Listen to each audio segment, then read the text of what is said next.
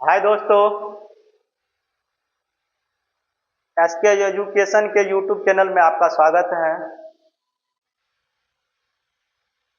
Thumbnail से आप लोगों को पता चल गया होगा कि क्या है। थंबनेल में लिखा हुआ है वीणा पानी coaching centre, Ghospur road, Karjain बाजार। वीणा पानी coaching centre, Ghospur road, Karjain बाजार। यहाँ पे जो है 6 से लेके 12 तक, यानी कि 6 से लेके क्लास 6 से लेके 12 तक की तैयारी करवाई जाती है, जो हमारे विजय सर के द्वारा तैयारी करवाई जाती है। और साथ ही साथ हमारे एसके सर के द्वारा मैथ और रीजनिंग की भी तैयारी करवाई जाती है, जो कि विभिन्न प्रतियोगिता परीक्षा में काम आता है। जैसे रेलवे हो गया, एसएससी हो गया, बीपीएससी टीआरई हो गया, बिहार पुलिस हो गया, नवोदय, नेतरहाट, सैनिक स्कूल, जीविका, परिचारी और अन्य प्रतियोगिता परीक्षाओं में भी मैथ, रीजनिंग और जीके जीएस की भी तैयारी करवाई जाती है। ये ऑफलाइन और ऑनलाइन दोनों माध्यम से करवाई जाती है। ऑफलाइन का पता है वीणा पानी coaching centre, Ghospur road, Karjain बाजार। और साथ ही हमारे यूट्यूब चैनल पे भी पढ़ाई जाती है, जो चैनल का नाम है एसके एजुकेशन। एसके एजुकेशन, उसके माध्यम से भी आप लोग घर बैठे पढ़ सकते हैं, जो कोई फी की जरूरत नहीं है। तो चलिए, आप लोग को मालूम ही होगा कि पिछले कई दिनों से हम मैथ और रीजनिंग की क्लास लेते हैं। तो शुरू में नंबर सिस्टम और कोडिंग डिकोडिंग चल रहा था। नंबर सिस्टम में भी कई पार्ट होते हैं। तो पीछे हमने सम संख्या के वर्गों का योग, विषम संख्या के वर्गों का योग, प्राकृत संख्या के वर्गों का योग और सभी के घनों का योग हमने बता दिए थे। और कोडिंग डिकोडिंग में हमने सीरीज में बता रहे थे। तो चलिए देखते हैं उससे आगे कौन सा चैप्टर है। अगला ये है गणित में। चलिए इसको देखते हैं हम लोग बारीकी से, एक एक करके शॉर्ट मेथड से भी देखते हैं कितने कम समय में बन पाता है। तो चलिए आज का टॉपिक शुरू करते हैं। चलिए देखते हैं। पहला प्रश्न है 1/30 plus 1/42 plus 1/56 plus 1/72 plus 1/90 plus 1/110। इसको सभी को जोड़ेंगे, जोड़ने में टाइम लगेगा। तो आइए इसको देखते हैं हम लोग क्या करते हैं। इसको हम लोग लिख सकते हैं, 30 को खंड करेंगे, क्या होगा? 6 गुना 5 हो सकता है। इसको हम देखते हैं, हम लोग लिखते हैं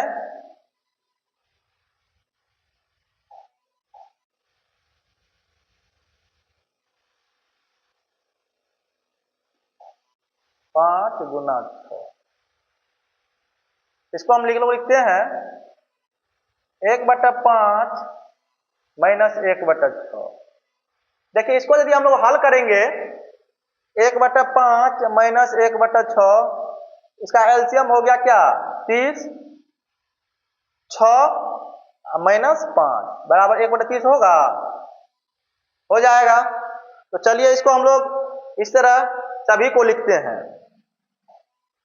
प्लस 42 को हम लोग लिख सकते हैं 1/6 माइनस 1/7 प्लस 56 को लिख सकते हैं हम लोग 1/7 माइनस 1/8। उसी प्रकार हम लोग लिख सकते हैं 72 को 1/8 प्लस 1/9। 90 को लिख सकते हैं 1/9 माइनस, यहाँ माइनस होगा,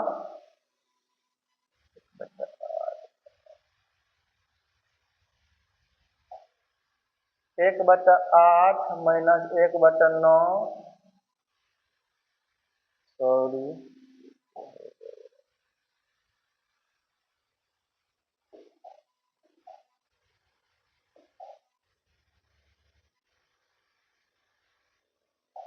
1/7, 1/7 में से 1/8, 1/8 minus 1/9 plus 1/9 minus 1/10 plus 1/10 minus 1/11, यही ना होगा। देखिए minus plus cancel, minus plus cancel, minus plus cancel, minus plus cancel, minus plus cancel. अब क्या बच गया हमको? 1/5 माइनस 1/11, 11 5 का एलसीएम 155, 11 5 का एलसीएम क्या होगा? 55, 5 से 11, 11 5 55, यानी कि 11 में से 5 गया 6/55, यानी कि इसका सही आंसर क्या हो जाएगा? Option B, 6/55। चलिए अगला प्रश्न देखते हैं।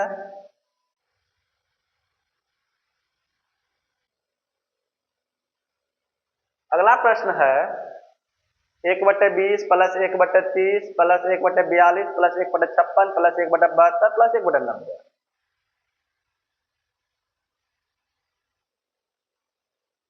तो चलिए देखते हैं। 1/20 है, 1/20 plus 1/30 plus 1/42 plus 1/56 plus 1/72 plus 1/90। इसको लिख सकते हैं 20 को 4 5 5 6 इस तरह लिख सकते हैं। 1/4 minus 1/5 plus 1/5 minus 1/6 plus 1/6 minus 1/7 plus 1/7 minus 1/8 plus 1/9 minus 1/10, यही ना? 56, सॉरी यहाँ मिस हो गया।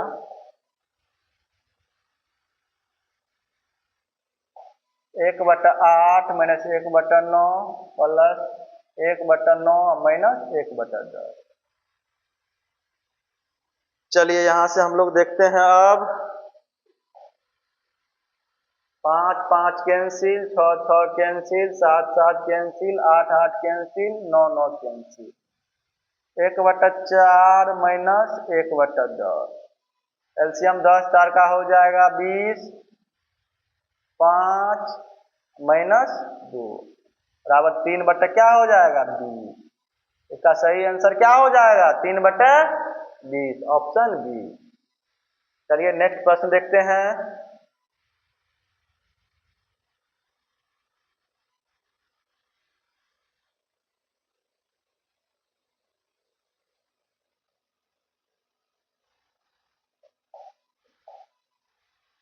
नेक्स्ट प्रश्न है 1 माइनस 1/6, क्या है? 1 minus 1/6 minus 1/12 minus 1/20 minus 1/30 minus 1/42 minus 1/56, यही ना है? क्या है? 1 माइनस 1/6, 1/12, 1/20, 1/30, 1/42, 1/56। देखते हैं। 6 को लिख सकते हैं 2 और 3, 3 4 लिख सकते हैं। 1 minus 1/2 plus 1/3 minus 1/3 plus 1/4 minus 1/4 plus 1/5 minus 1/5 plus 1/6 -1/6 plus 1/7 -1/7 plus 1/8। देखिए यहाँ से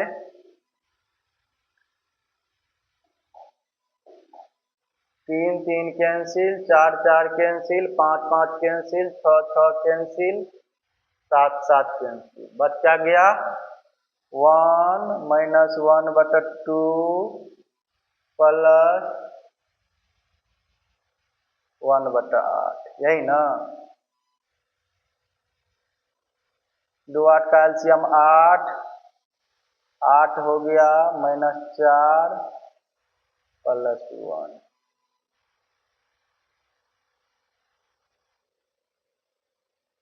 8 में से 4 गया 4 1 5, यानी कि 5/8। इसका सही ऑप्शन क्या हो जाएगा 5/8, यानी कि ऑप्शन डी हो जाएगा। चलिए अगला प्रश्न देखते हैं। अगला प्रश्न है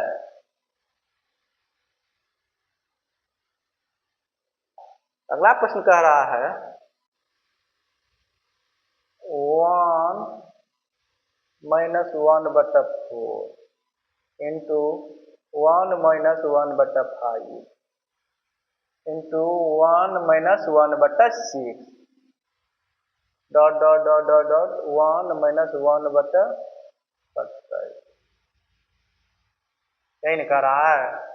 देखते 4 कारण 4, 1 में से 3 गया, 4 में से 1 गया 3/4 गुना 5 एकम 5 में से 4 1/5 गुना 6 एकम 6 में से 1 गया 5/6 गुना dot dot dot dot dot गुना 27 26 बटा 1 26/27, यही ना।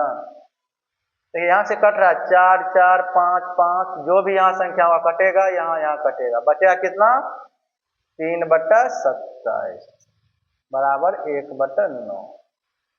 यानी कि जो भी संख्या कट रहा है सीरीज में कट रहा, कटते जाएगा, लास्ट तक कटते जाएगा, यानी कि सही आंसर क्या हो जाएगा 1/9। अगला प्रश्न है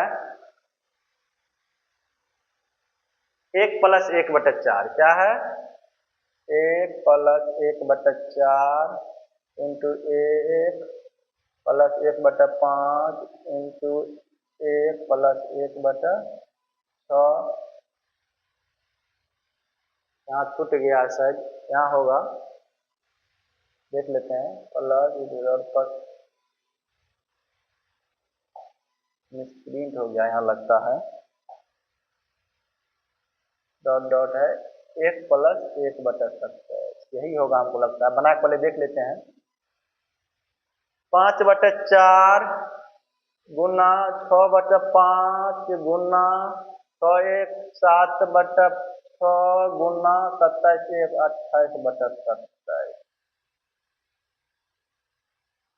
5 5 5 5 5 5 कट गया, 4 7 28, यानी बराबर 7, यानी कि ऑप्शन डी यहाँ होगा 1 + 1/27, यानी कि सही ऑप्शन का आंसर क्या हो जाएगा ऑप्शन डी, यानी कि 7 होगा इसका सही आंसर।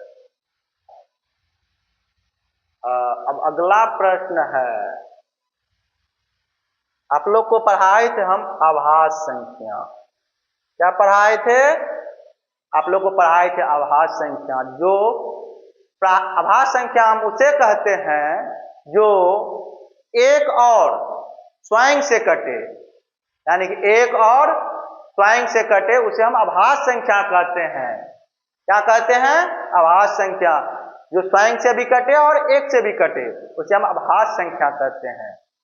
जैसे 2 3 5 7 11 13 17 19 23 29 31 37, यानी कि इस तरह की संख्या जो भी है वो आभास संख्या है। आभास संख्या हम उसे कहते हैं जो एक और स्वयं से कटे, यानी किसे कटे एक और स्वयं से कटे, उसे हम आभास संख्या कहते हैं। तो चलिए लिख लेते हैं।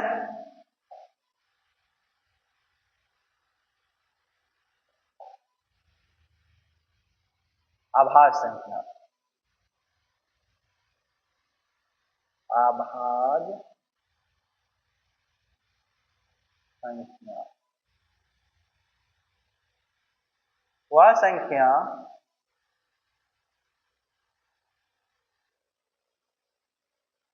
जो एक और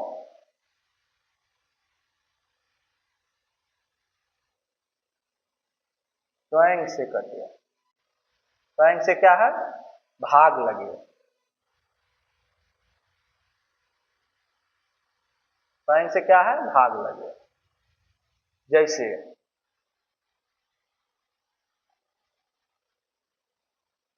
2, 3, 5, 7, 11 और 21। नोट में लिख लेते हैं हम लोग NO 1 से लेकर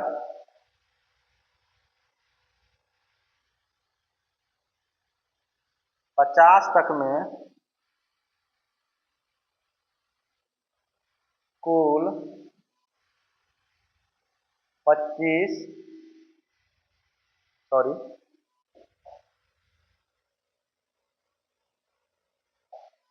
15 आभाज्य संख्या है।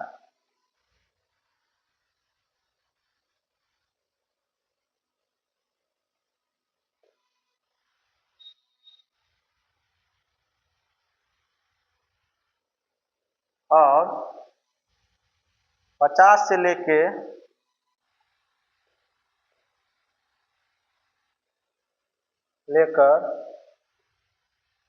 100 तक में कुल 10 आभाज्य संख्या है।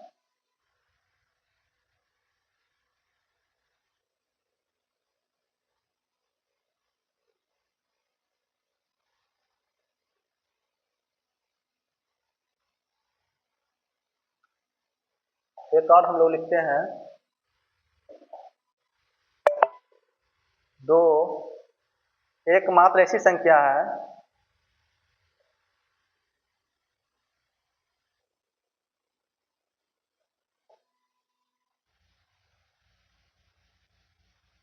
जो समआभाज्य संख्या है।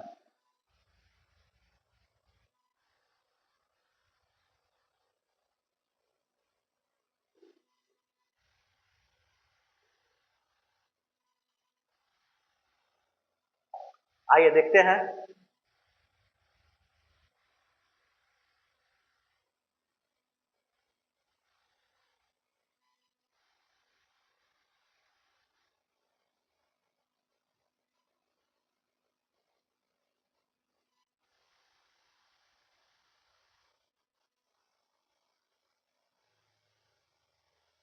आभाज्य संख्या हम उसे कहते हैं जो संख्या एक और स्वयं से भाग लगे, उसे हम आभाज्य संख्या कहते हैं। जैसे 2, 3, 5, 7, 11, 13, 17। एक से नोट में लिखे 1 से लेकर 50 तक में कुल 15 आभाज्य संख्या है और 50 से लेकर 100 तक में कुल 10 आभाज्य संख्या है। अगला है 2 एकमात्र ऐसी संख्या है जो समआभाज्य संख्या है। क्या है? समआभाज्य संख्या है। क्या है? 2 एकमात्र ऐसी संख्या है जो समआभाज्य संख्या है। आइए हम लोग प्रश्न की ओर चलते हैं। प्रश्न ये कहता है, प्रश्न क्या कहता है? प्रश्न ये कहता है कि प्रथम 5 आभाज्य संख्याओं का योग बताए। क्या कह रहा है ये? 5 आभाज्य संख्या, प्रथम 5 आभाज्य संख्या। आभाज्य संख्या कौन कौन सा हो गया? 2, 3, 5, 7, 11, 13, 17, 19। पूछ किसका कितना रहा? हमको प्रथम 5 आभाज्य संख्या पूछ रहा है। 2 + 3 + 5 +7 +11, यही न पूछ रहा है। 1 2 3 4 5, तो हम जोड़ के देखते हैं।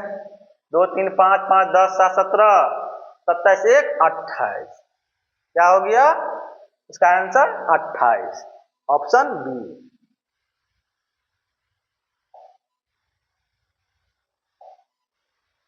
अगला प्रश्न है अब 50 से 90 के बीच सभी अभाज्य संख्याओं का योग कितना होगा। यानी 50 से 90 के बीच, इसको लिख के ही जोड़ना पड़ेगा, दूसरा कोई उपाय नहीं है। लेकिन वैसे हम बताए थे 1 से लेके 50 तक में कुल 15 अभाज्य संख्या है और 50 से लेके 100 तक में कुल 10 अभाज्य संख्या है। आइए देखते हैं कौन कौन है 50 से 90 के बीच। 53, उसके बाद हो गया 59, उसके बाद हो गया 61,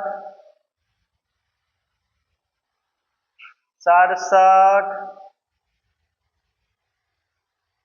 71, 73, 79, 83 और 89।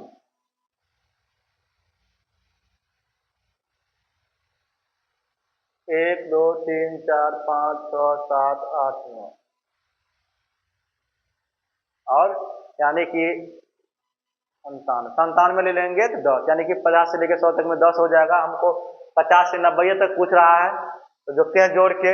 9 3 12, 9 21, 3 24, 1 25, 7 32, 1 33, 9 42, 3 45 के 5, 8 8 16, 7 23, 7 30, 7 37, 6 43, 6 49, 5 54, 5 59, 59, 59 4 63, यानी कि 635। इसका सही ऑप्शन क्या है? Option B. अब पूछ रहा है 70 से छोटी अभाज्य संख्याएं कितनी है। यदि हम याद करके रखेंगे तो आसान है, नहीं तो 1 से लेकर हमको 70 तक लिखना पड़ेगा। तो इसमें दिया हुआ कि 70 से छोटी, 50 तक में कितना है सबको पता है आप लोगों को। 50 तक में 15 गो, अब 50 से ऊपर 53 हो गया, 59 हो गया, 61 हो गया,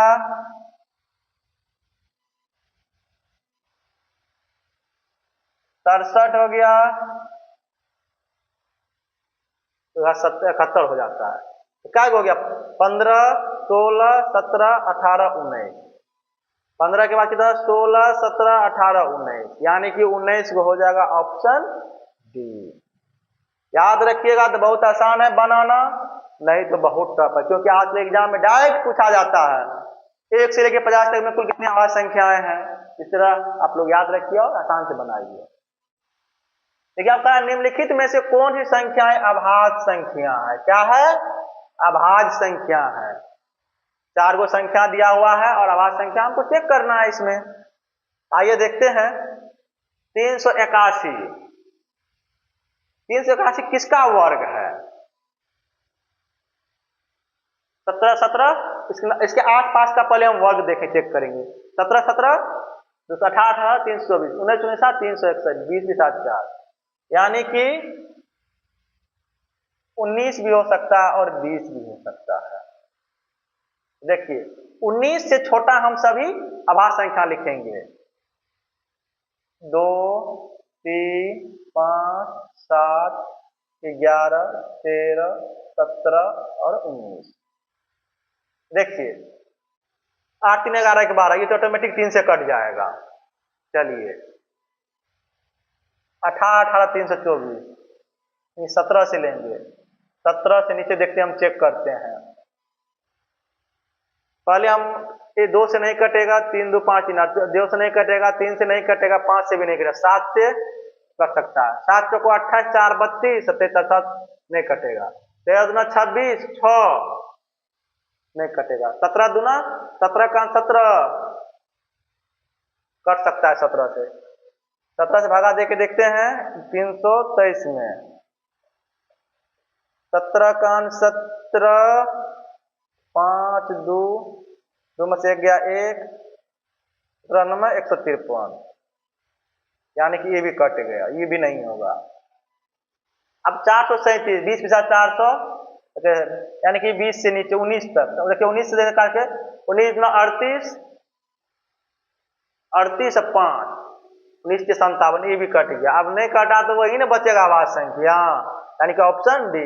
इसमें पूरा आपको चेक करना ही पड़ेगा, बिना चेक किए हुए कोई उपाय नहीं है। चलिए अगला प्रश्न देखते हैं। अगला प्रश्न है किसी आभाज्य संख्या के कितने गुणनखंड हो सकते हैं? किसी आभाज्य संख्या के कितने गुणनखंड हो सकते हैं? मान लीजिए 7 है, 7 क्या है? आभाज्य संख्या है। 7 के कितने गुणनखंड होंगे? 1 और 7। इसके अलावा भी कोई होगा?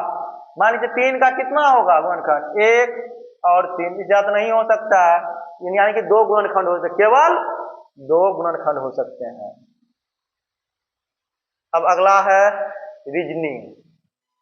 रीजनिंग में कल जहां तक पढ़ा दिए थे सीरीज में, उससे अगला टॉपिक है ये। आइए देखते हैं। टाइप 2, टाइप 1 पढ़ा चुके हैं, टाइप 2 है।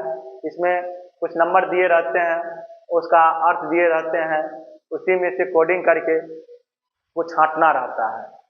तो आइए देखते हैं बारी बारी से क्या कहता है सवाल। सवाल कह रहा है 1 2 3, 1 2 3 का अर्थ क्या है? Hot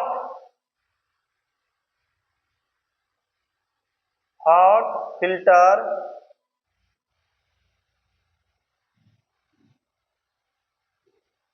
hot filtered coffee, COFFE।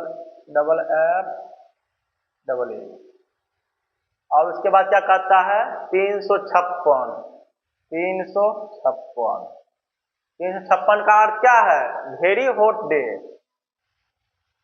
VERY, very hot day. उसके बाद क्या है? 589 का अर्थ है डे एंड नाइट। 5 8 9 का अर्थ क्या है?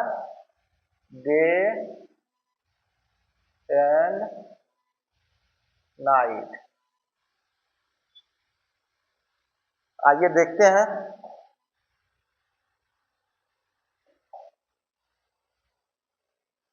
देखिए अब पूछ किसका रहा है? वेरी, VERY, वेरी पूछ रहा है। वेरी देखिए इसमें हम कॉमन खोजेंगे कौन सा है। वेरी एक में ही है, तो चलिए हॉट यहां से ले लिए, इन दोनों में हॉट कॉमन लिए, तो इसमें क्या कॉमन आ रहा है हमको? 3 आ गया। ठीक है, अब क्या है? डे। इसमें क्या है? डे कॉमन लिए, इसमें भी डे कॉमन लिए। डे में क्या आ रहा है कॉमन? 5। अब सिर्फ बच गया क्या? वेरी। क्या बचा? वेरी के लिए क्या बचा? 5, यानी कि इसका क्या हो जाएगा? 5, ऑप्शन ए। यानी कि हमको कॉमन छांटना है, कौन सा कॉमन आ रहा है। अगला है उसी तरह का सवाल फिर से है।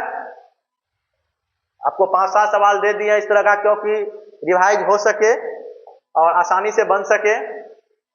यदि सांकेतिक भाषा में 678 का अर्थ है हाउ आर यू, क्या है? 678 का अर्थ क्या है? हाउ आर यू, क्या है? How are you. 347 का अर्थ है हाउ इज लाइफ, क्या है? How is LIFE। और उसे 569 का अर्थ है, 569 का अर्थ क्या है?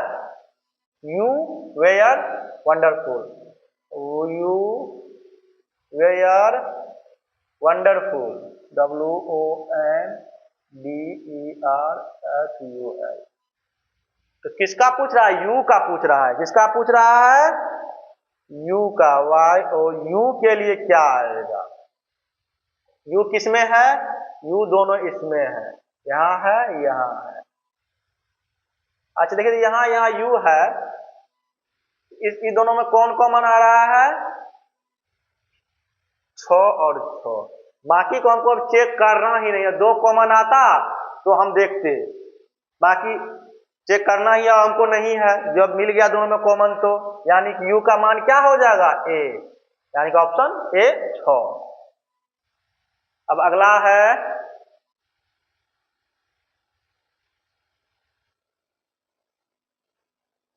यदि किसी सांकेतिक भाषा में 526 का अर्थ है स्काई इज ब्लू, 24 का अर्थ है ब्लू कलर, 436 का अर्थ है कलर इज फन। क्या है? Colour is fun. तो इस भाषा में फन के लिए कौन सा संख्या प्रयुक्त की गई है? देखते हैं 526 का अर्थ क्या है? Sky is blue. उसके बाद 24 का अर्थ क्या है? BLUE blue colour, COLOUR। और उसके बाद 436 का अर्थ क्या है? Colour is fun, COLOUR, colour is FUN। किसका पूछ रहा है हमको? फन का, FUN, फन का पूछ रहा है। यहाँ से फन किसमें है? इसमें है। यहाँ से हम ईज ले लिए, ईज ले लिए, ईज दोनों कॉमन क्या आ जाएगा? ईज ईज में इसमें 6 कॉमन आ रहा है। क्या आ रहा है? 6 कॉमन। उसके बाद क्या? कलर है, इसमें कलर, इसमें कलर, तो इसमें क्या दोनों आ जाएगा? कलर में 4। तो हमको फन के लिए क्या आ गया? ऑप्शन 3। फन के लिए कौन सा अक्षर अधिक नंबर आया? 3, ऑप्शन बी। अब अगला प्रश्न है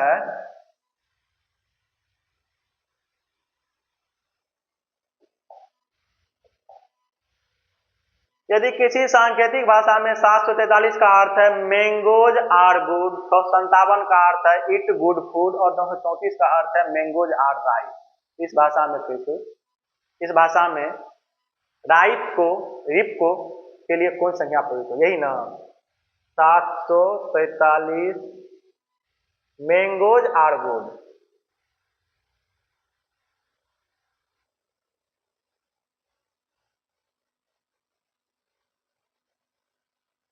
उसके बाद 157 का अर्थ है ईट गुड फूड। उसके बाद 934 का अर्थ है मैंगोज आर राइट।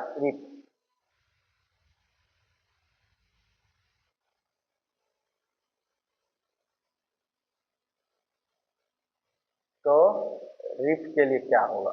RIP, यही न पूछ रहा है। आइए देखते हैं रिप किसमें है? इसमें है। इसमें है, नीचे वाले में, और कहीं तो नहीं है। चलिए यहाँ से मैंगोज को पहले यहाँ से कॉमन ले लेते हैं। मैंगोज ये दोनों में है, ये दोनों में क्या कॉमन आ रहा है? 3 4 3 4 दोनों कॉमन आ रहा है ना। अच्छा देखते हैं, मैंगोज को पहले छोड़ दीजिए, दोनों कॉमन आ रहा है तो अब यहाँ से ले लीजिए पहले आर का। चलिए बात जगह पे जाएगा जब दोनों आ रहा है तो 4 3 4 3 बच गया रिप के लिए क्या? 9। जब दोनों कॉमन आ रहा है तो बातें नहीं है, दोनों एक में कॉमन आ रहा है, तो रिप का क्या होगा? 3। चलिए देखते हैं, नेक्स्ट प्रश्न है 243 का अर्थ है स्पेयर्ड रेड कॉरेप्ट कारपेट। दो हथकली शब्द क्या है? STREAD, state, seed.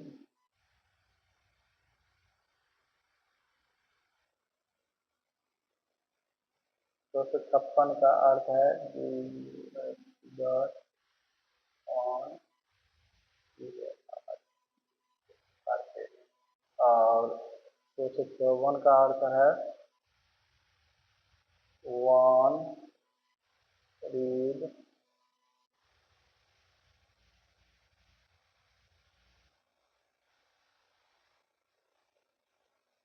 देखिए इसमें फंसा दिया, तीनों में कारपेट डाल दिया। किसका पूछ रहा है? डस्ट का, DUST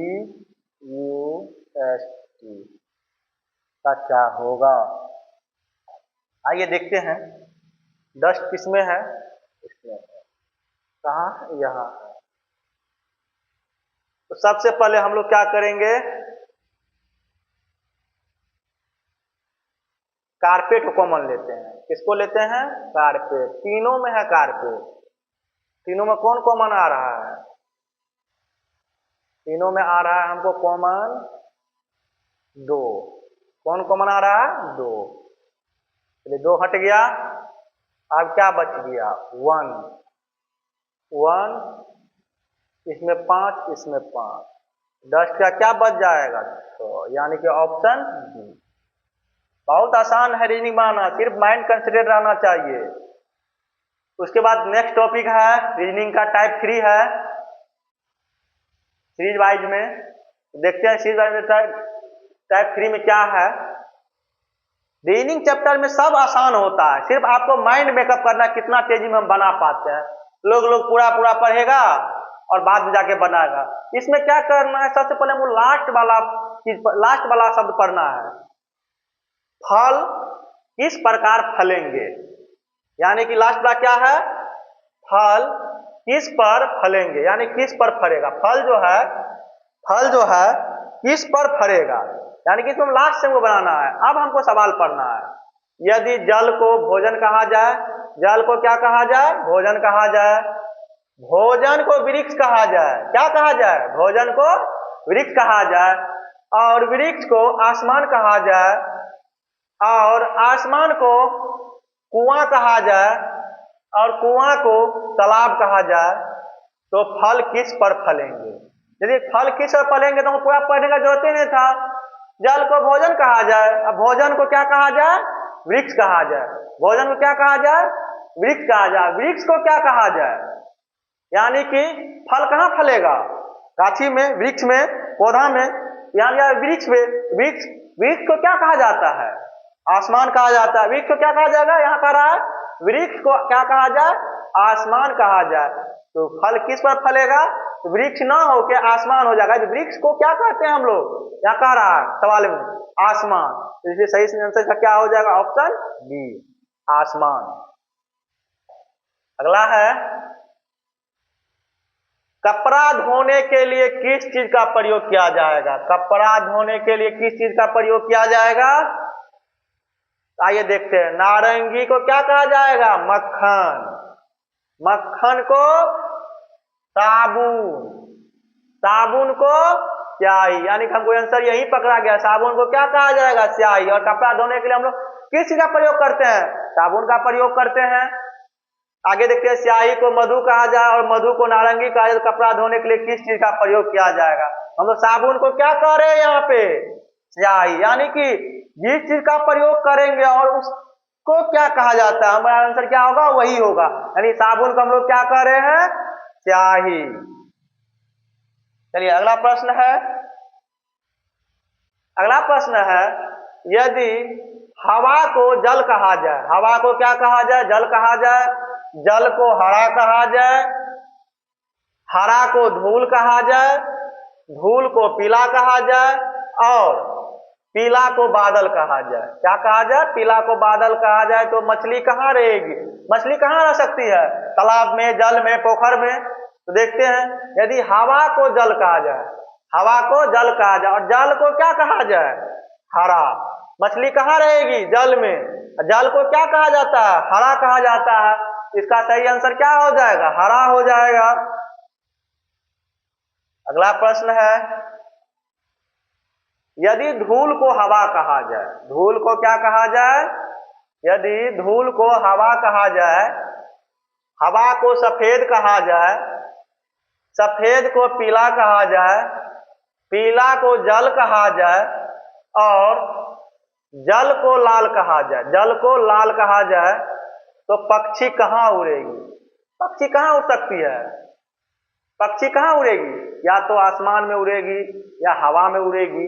तो देखते हैं क्या कहे। धूल को हवा कहा जाए, हवा को क्या कहा जाए? सफेद। हवा को क्या कहा जाए? सफेद।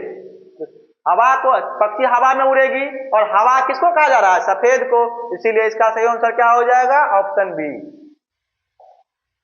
अगला प्रश्न है, यदि हवा को पत्थर कहा जाए, कभी हो सकता है लेकिन रीजनिंग में होता है, रीजनिंग में आपको मानना पड़ेगा, सभी गधा कुत्ते हैं।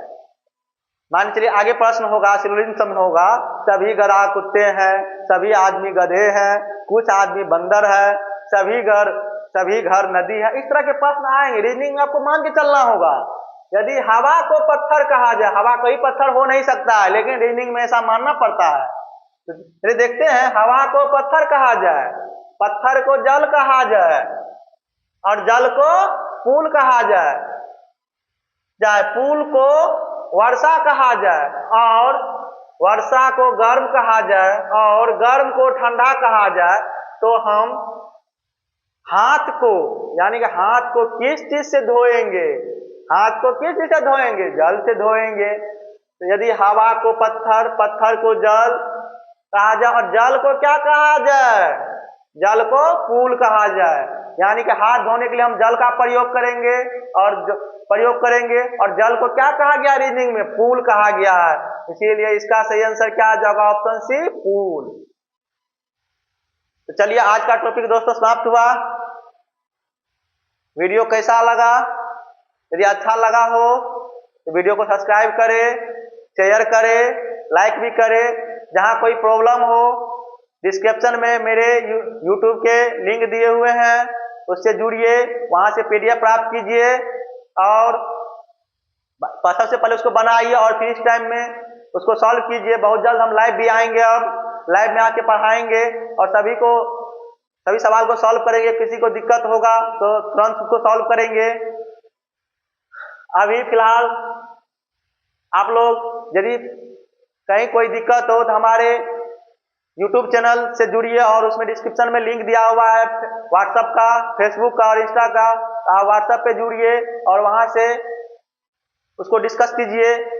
प्रश्न का PDF भी वहां डाला जाता है, प्रश्न वहां से डाउनलोड कीजिए। मिलते हैं नेक्स्ट क्लास में, अगले वीडियो में। तब तक के लिए धन्यवाद।